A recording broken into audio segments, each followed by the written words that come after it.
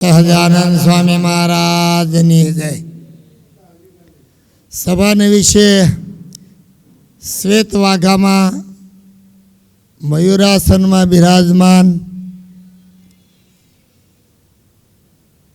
શ્વેત ખેસ ભરેલા છેડાનો હાર બુટી કાંઠલો કડા એક વીંટી સોનેરી કલગી 16 ઘડીનું છોગું એવા પરમાત્મા સહજાનંદ સ્વામી બિરાજમાન છે।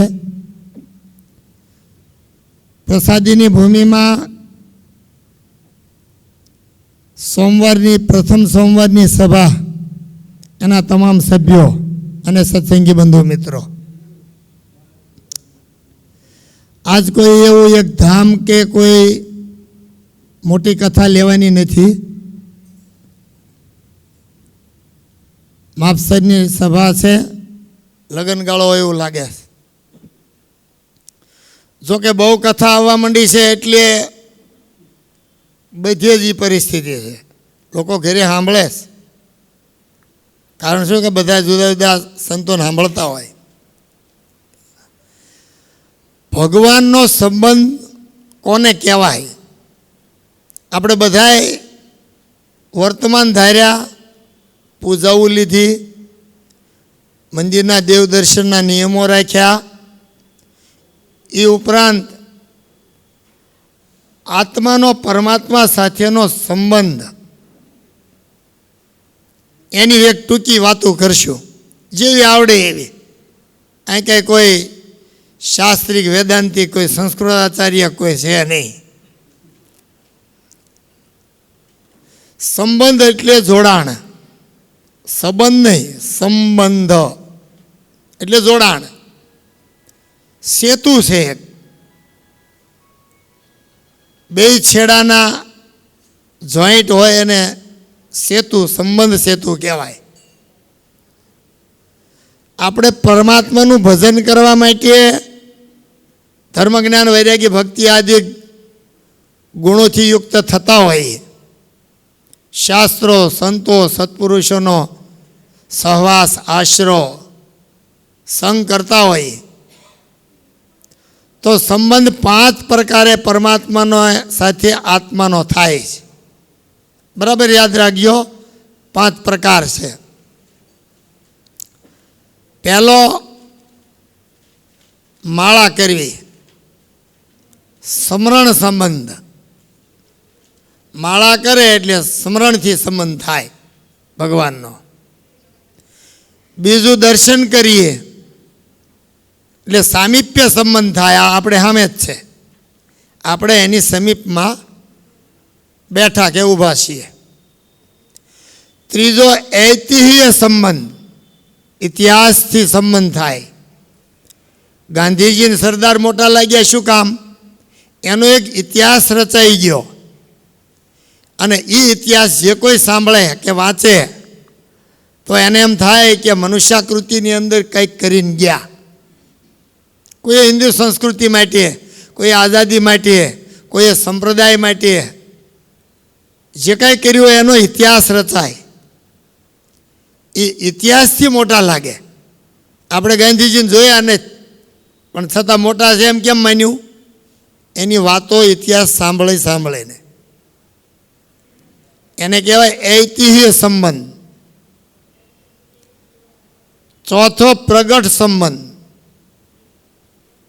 જે શાસ્ત્રથી થાય ઐતિહ્ય સંબંધ। ચોથો પ્રગટ સંબંધ છે એ નિયમ અને ધર્મયુક્ત છે। ચોમાસામાં હું જમરૂખ નથી ખાતો, મારે આ સાલ ચાતુર્માસમાં ચટણીનો નિયમ છે, 21 માળાનો નિયમ છે, દંડવતનો નિયમ છે, કે નકોડ એકાદશીનો નિયમ છે। એ વખતે એનો જ્યારે સંબંધ થાય, યોગ થાય એ વસ્તુનો, અને અટકી જવું, એ કોને કારણે? સ્વામિનારાયણ ભગવાનની મારી આજ્ઞા છે મને, એટલે હવે મારે આ ન કરાય, અથવા આમ કરાય। વિધિ એટલે કરવું, નિષેધ એટલે ન કરવું। આમ કરવું આમ ન કરવું એની ઉપર જ આખી શિક્ષાપત્રી, આખું વચનામૃત, આખું સત્સંગી જીવન. નિષ્કુળાનંદ કાયમ હોય તોય એક જગ્યાએથી જીવાત્માને રોકે છે, બીજી જગ્યાએથી ગતિ કરાવે છે. એ ગતિ સદગુણી સાંપ્રદાયિકના ધર્મ નિયમોવાળી જો હોય તો એ સદગતિ બની જાય, ગતિ સદગતિ બની જાય અને જીવાત્માનું કલ્યાણ થઈ જાય. એમ હવે પહેલી વાત કરું, હજી એક બાકી રહી ગયું, પ્રગટ સંબંધ. તરત ભગવાન પ્રગટ થઈ આવે કે મારે આમ નથી કરવાનું. તરત કેમ? મહારાજ દેખાય કે મહારાજની આજ્ઞા છે. પ્રગટ થયા ભગવાન, હતા નહીં પણ કોઈએ કીધું કે લ્યો લ્યો આજ તો હુખડી થઈ કે મારે આજ નકોરડી છે. એટલે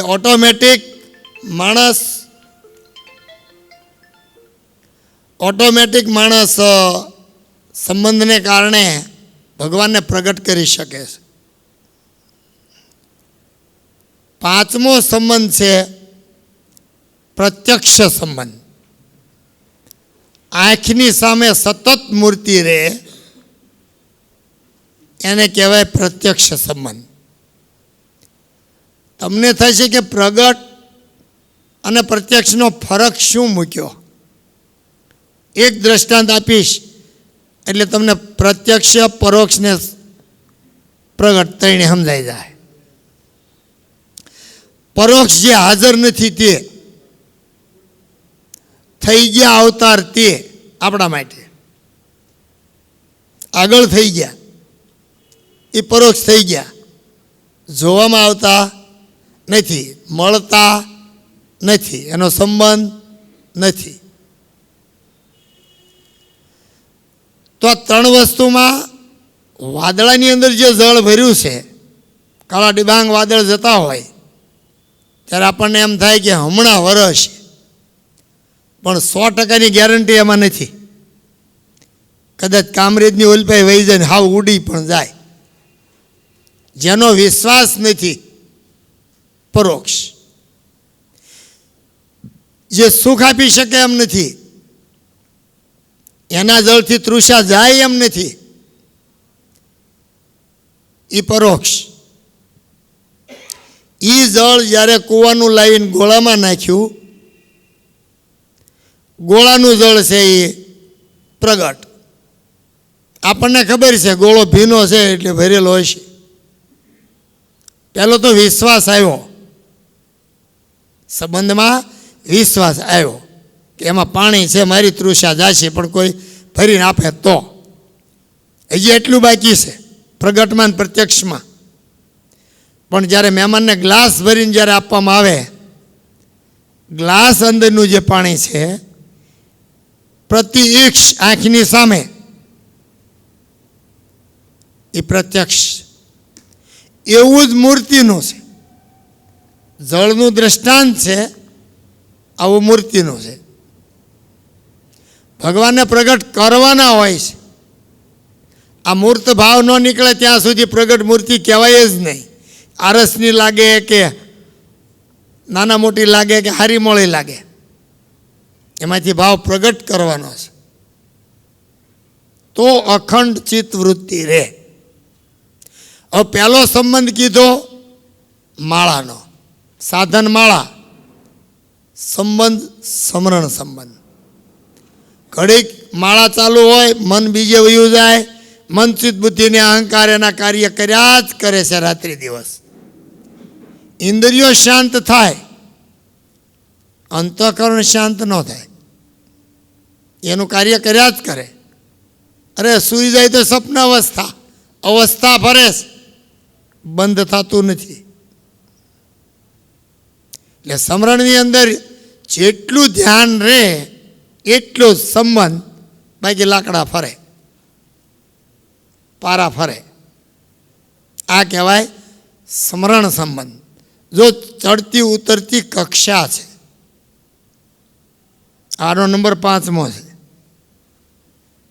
હવે ચોથો નંબરની વાત છે સામીપ્ય સંબંધ, જેને કહેવાય દર્શનથી થાય.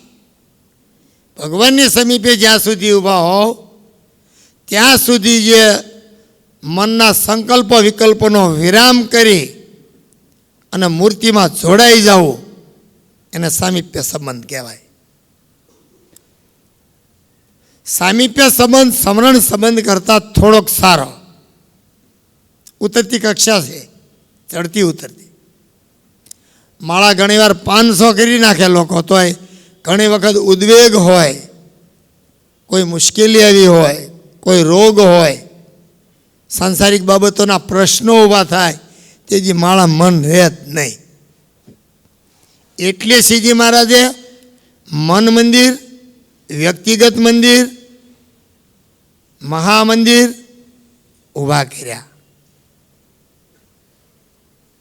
આટલો એવો છોકરો છે, પણ સ્પેશિયલ પૂજા આપી, એની પોતાની સ્પેશિયલ પૂજા થઈ, એનું ફળ એને જ મળે. સમરણ સંબંધ, સામીપ્ય સંબંધ. કેટલા વાઘા, કેટલા અલંકાર, ઘરેણાના નામ આવડે, શ્વેત, ધવલ, સફેદ અને ધોળો, ચારે ચાર એક જ કહેવાય. એમ કંઈક ધવલ એટલે શું, તો કે આ કાંઈ ખબર નથી. બધી જ શબ્દોનું જ્ઞાન આવે, બધા ઘરેણાના નામ આવડે. ઘણીવાર આમ લહેરિયાવાળો કંદોરો હોય છે, ઘૂંટીથી 10 લહેરિયા પડે, આમ એ આખો કંદોરો જ કહેવાય. મહારાજે હું પહેર્યું કોઈ પૂછે તો ઘૂંટી સુધીના એ લહેરિયા છે, બાકી છે કંદોરો. પગમાં કડા છે, ગોળ હોય. કાંબી પહેરે તો ઘૂંટી આવે તે નીચે વહી જાય, એ વાંકી આવે, એને કાંબીઓ કહેવાય. આ ઘરેણાના નામ આવડે તો જ બોલી શકાય, તો જ એનો આનંદ આવે. જે હોય એ હવે પૂજારીને જોવાનું, એમ નહીં. એને સમીપ સંબંધ ઓછો છે. હવે ત્રીજો કયો રહ્યો? 5 કીધા હતા તમને. સમરણ સંબંધ, સમીપ સંબંધ, ઐતિહાસિક સંબંધ, ઇતિહાસ.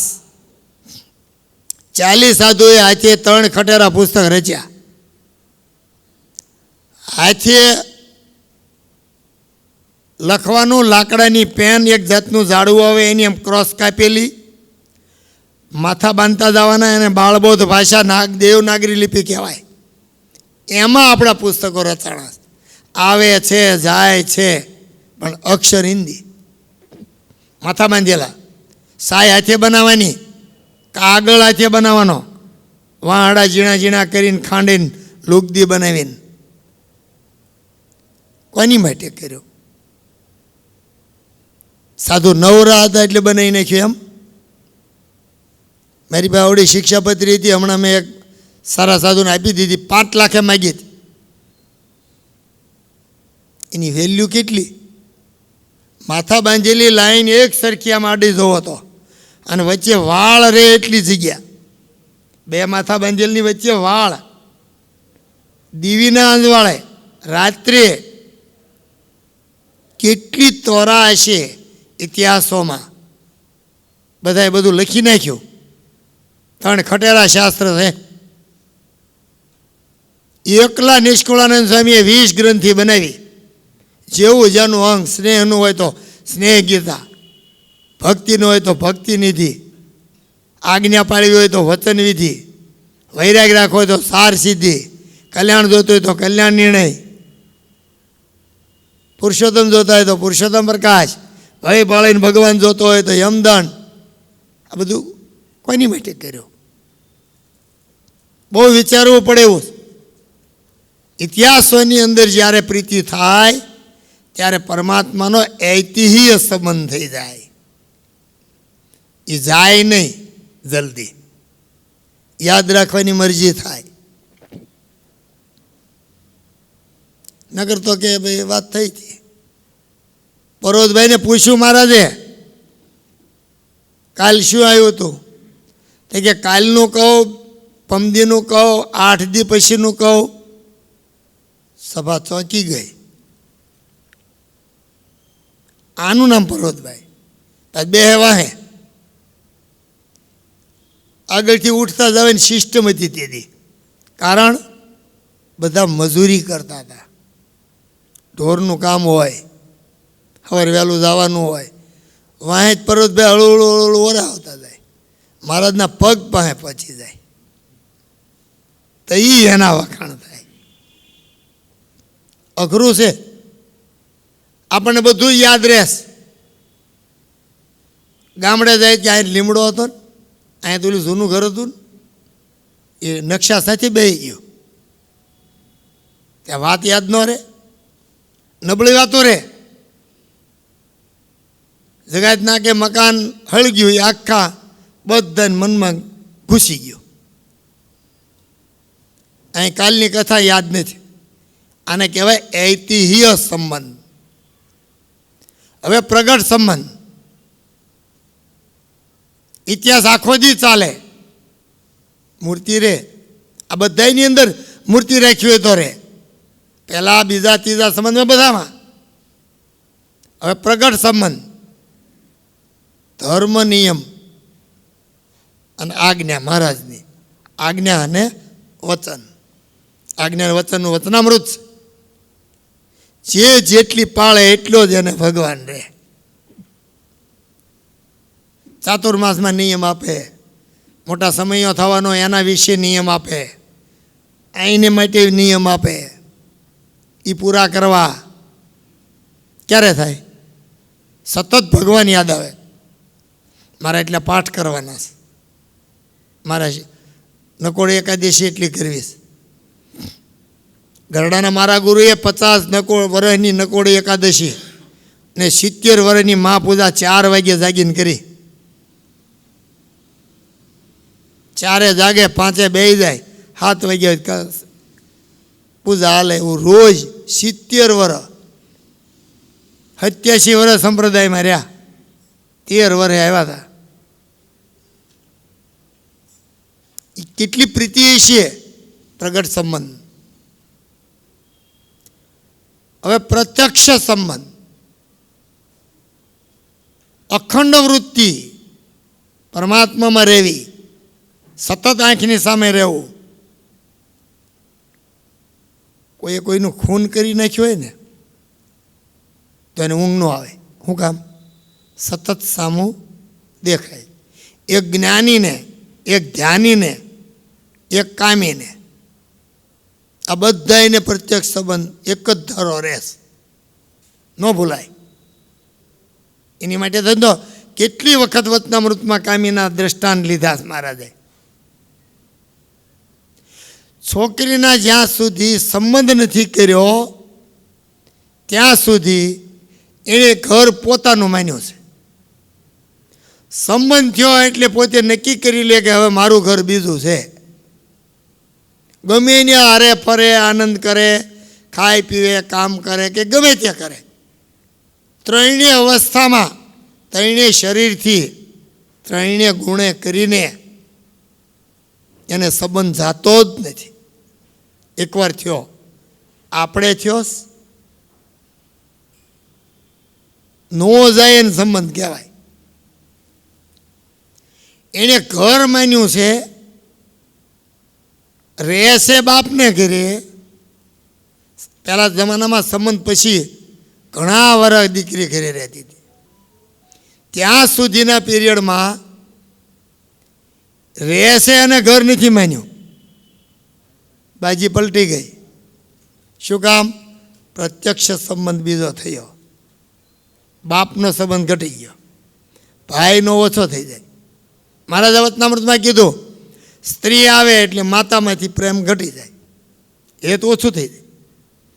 એની એ સ્ત્રીમાં જ્યારે બાળકો પેદા થાય ત્યારે એમાં વહી જાય. પ્રેમ પલટી મારે છે.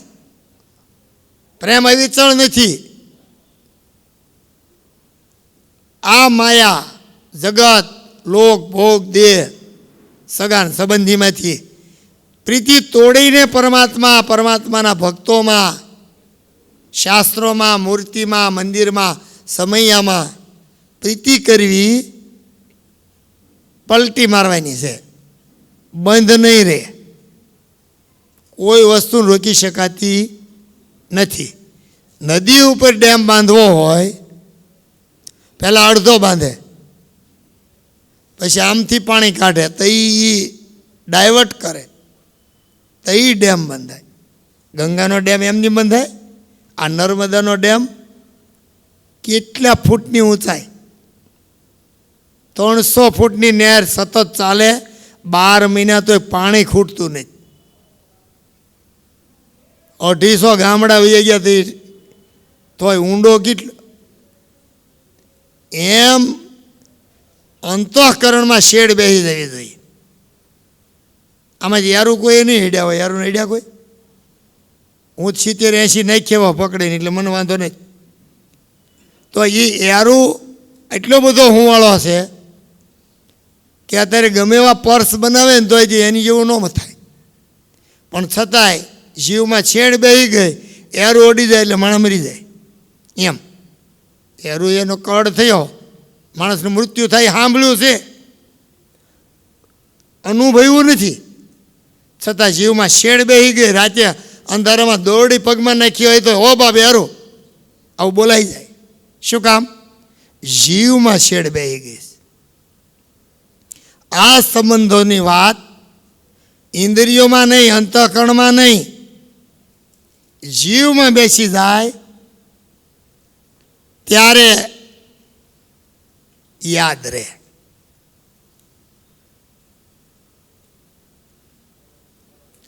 આજ હવે વાતને આપણે 5 સંબંધની વાત કરી. 5 સંબંધના નામ, એના ગુણધર્મો, કેવી રીતે ધારણ કરવું અને શું કરવું, એનાથી મને એમ લાગે છે કે કંઈક લાભ થશે. સહજાનંદ સ્વામી મહારાજની જય.